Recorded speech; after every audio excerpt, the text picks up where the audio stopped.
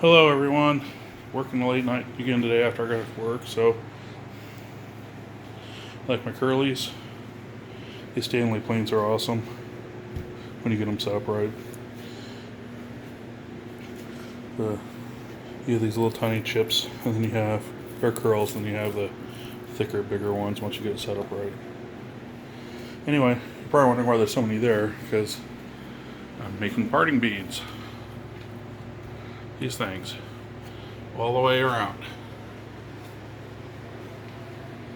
And yes, I sanded this completely. The thing left is the stool.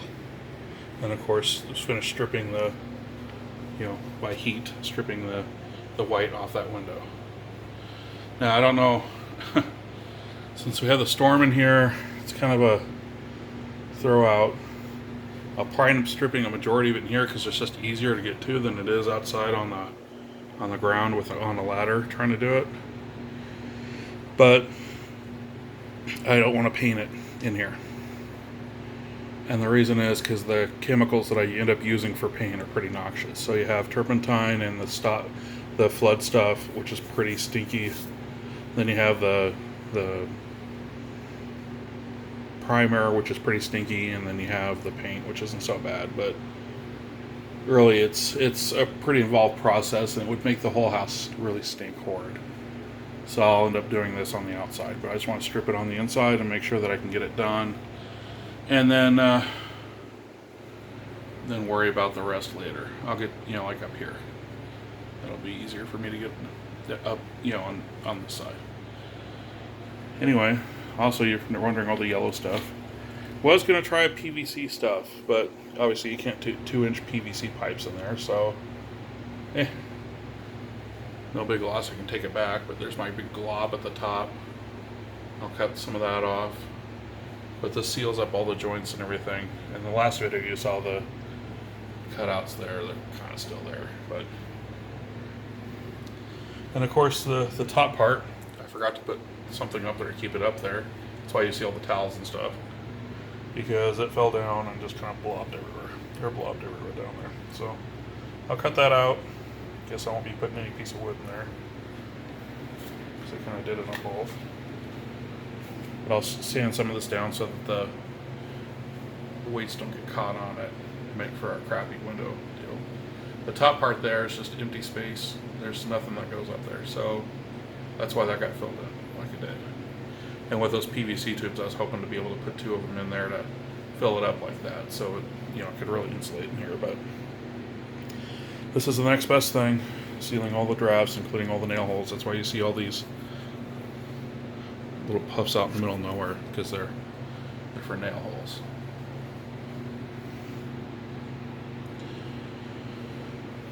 And the funny thing is I feel a lot warmer than when they had that all compacted in there. Because if you compact, like I said before, if you compact fiberglass insulation, it does absolutely no good. It does nothing. You have to have it loose.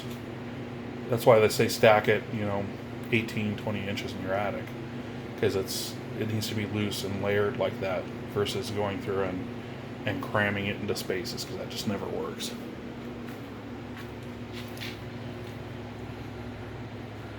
And anyway, that's what I was up to tonight. I think I'm done for tonight. I was hoping to get to staining, but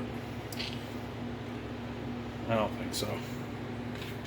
I still got to run through everything at 220 grit and then stain. And that means I got to take all the parting beads out, which aren't hard. I mean, you're not supposed to nail them in. They should just flow in and out like that.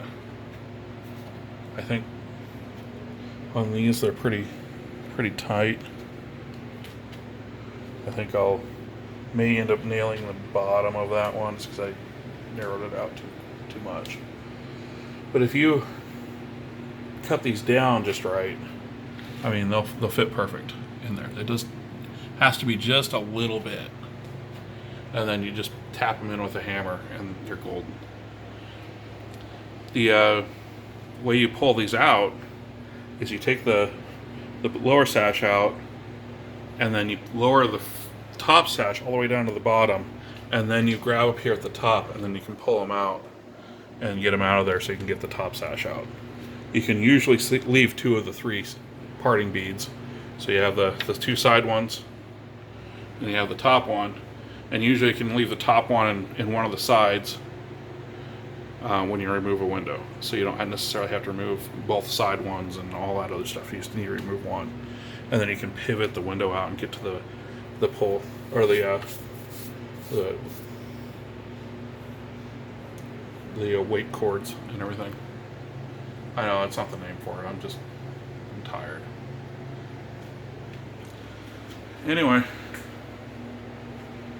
thanks for watching and putting up with me.